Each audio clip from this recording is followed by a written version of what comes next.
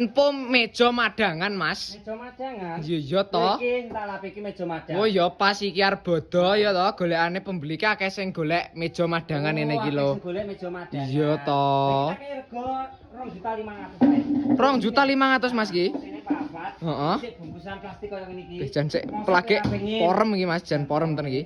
Ngene iki bahane apa? Bahane full kayu jati. Iki nek gak kayu jati gak usah dibayar teko mah. Iya ta? Ngene iki pilihan motif saumpama sing motif marmer ukir ngono ki ya enek Mas. Sembarang motif akeh ngene aku. Beh akeh tenan iki. Batu marmer oleh, polos oleh ya ta? Iya. Iki engko nek saumpamane kirim ning Jawa Tengah kono ki ongkosane piro? Ketek Jawa Tengah gratis ongkir kuwi ora Jawa Tengah tok. Lah ndi ae? Jateng, Heeh. Madura, Heeh. Jogja wis pucuk-pucuk gratis ongkir Mas.